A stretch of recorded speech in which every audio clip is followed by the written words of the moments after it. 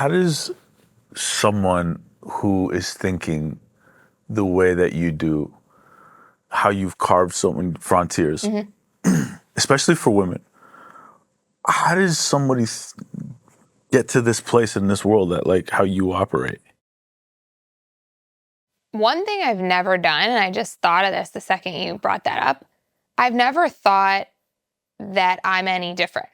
So, like, I've worked with a lot of powerful men, a lot of amazingly powerful men, like at the top of their industries, moguls of their industries. And I've never thought I'm less than, or I'm not, like, I don't have a voice in this conversation.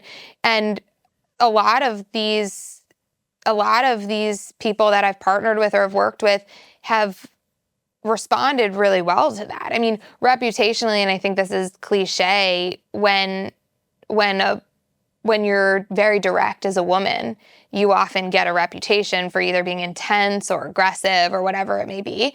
But I've just viewed a lot of what I do as giving my perspective. Yeah. And you could take it or leave it, and with no hard feelings. And I've done that. Scooter will tell you I've done that with him. Mike Karen, who I've worked with for now 8-9 years, and he's a brilliant genius in everything that he does. I've sat in front of Mike and I said, Mike, I think this is how it should be, and this is how I see it playing out. And he'll conversationally say, yeah, well, if that happens, like, we could get to that by way of this, and we can get by way of that. And he is a mogul in his particular domain as well. But I never look at anyone as, you're a man, I'm a woman, or as a result of my age or anything about me, I don't have an opportunity to tell you my perspective. Right. And I think that's maybe one of the things that women don't have to do, is they don't have to view themselves as less than. Because once you view yourself as someone that is deserving of respect and appreciation, you often get that in return. And so that's not to take away from some of the challenges of the paradigms or a lot of the state of the world, but I think that a lot of it is also up to you. For sure. I'll never know the plight of a woman. As a Latino in this space, in the music space, more so in the film space, I would find it tough sometimes, but I it was the same way. I'm like, I don't think less of myself because of my ethnicity or because I don't see so many. It did suck that I didn't see so many Latinos or people that look like me in that space. A lot of the reason why I went into the music business, but when it came to film production, at least at home, our company became one of the biggest service companies in Canada. And it was a Filipino kid, Ray Mendoza, who's the co-founder and business partner at Mad Ruck, and it was myself. And we were contracting so many people. But we never thought of ourselves as less than. And it was like a very personal thing for us as well, too, where I don't know, I'm just me, and I'm going to go with that. And do the best I can and be a good person in this process, Yeah, I completely agree with that. And I've always thought, like, I will just be what I want to see.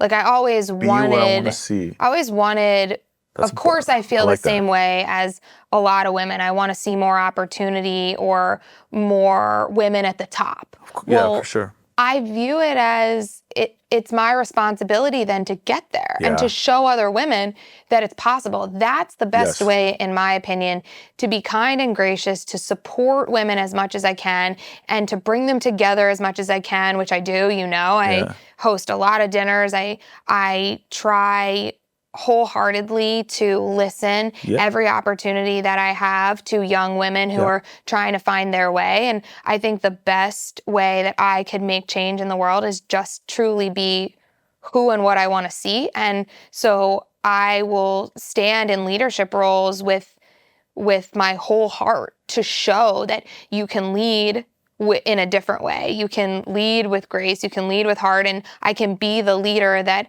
I always wanted to see. And I have had the luxury, especially in music, to see some amazing women come before me who have gone out there and with a lot of integrity and goodwill and fight and get up there and say like, this has to change, and look at how we're going to change it. And I just aim to be continue to be a part of that. Yeah.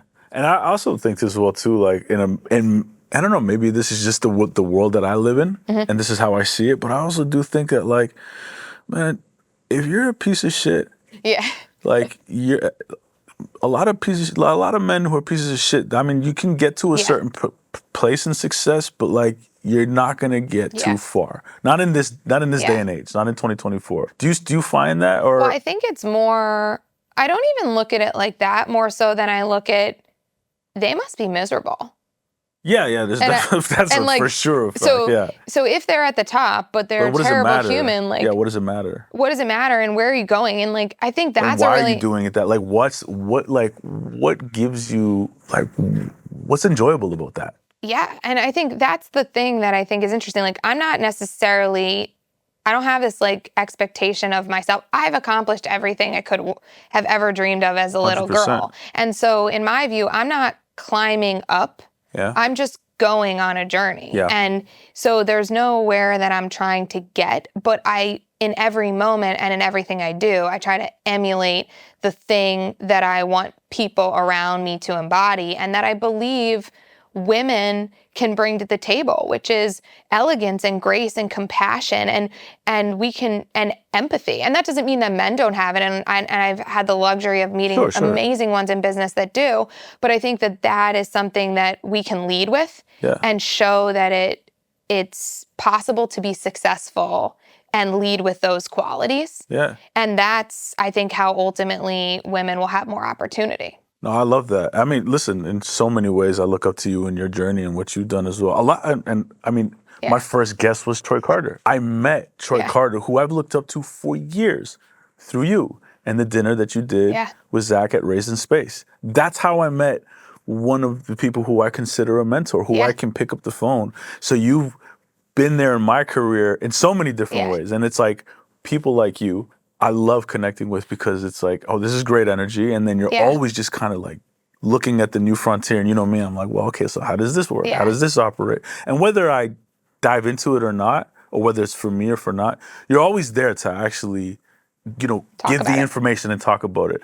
But I know I'm not the only one. You talk about that. You do that with everybody, which is amazing. And that's like, when I hear that, when you told me that before, I was like, wow. How lucky am I that I could create an opportunity of bringing people together, and then you could find in that someone that could be a mentor to you and that you could have a connection with. I think that's what I live for, is human connection. I love talking to people and finding out like what's in their minds and what do they want to accomplish and what do they want to do and who do they want to be and who are they? And people don't often know, but I love asking the question, because I think it allows us to help each other evolve. The question? The question of who you are. Oh, yeah. Like in general, it's one of my favorite topics, because people are like, it's a hard one to answer. I'm a music manager. I'm like, no, that's what you do. That's not who you are. It's a very North American answer. And it's a hard thing. I mean, that's why we're here as humans, to find that. But I think we can work in these industries together. We can be collaborators. We can be partners in different projects. We can connect each other. But what it's really about at the end of the day is like, how did we make someone feel, and what opportunity did we give them, and what did we leave them with? And for me, I'm fulfilled by sharing my perspective of reality, because in my reality, I think it's really fun. Like, I think life is amazing and there's lots of amazing shit to do. And so if I could offer that opportunity to you to find someone or something to be inspired by, like, that's what we live for. Yeah, I saw that. Yeah, exactly. You're very giving with your information. Always. Because why not? Yeah. I think a lot of people view like, oh, I can't share information because someone's going to steal it or be competitive or get ahead of me. Like, and I think that is a really common reason why a lot of people stay private, For sure. Like, I've heard all those quotes on Instagram that are like, don't share information, just show them where you get. And it's like, no one is the same path anyway. Yeah. There's just no way, even if I gave you my business plan for one of my businesses, and I say this to my employees all the time, like, if I give you my business plan, you can't build it the same way I would build it. You would build it from your perspective. Yeah. Which might be great and good for you if you want to go do it, but it won't be the same. And so we hoard things. Why?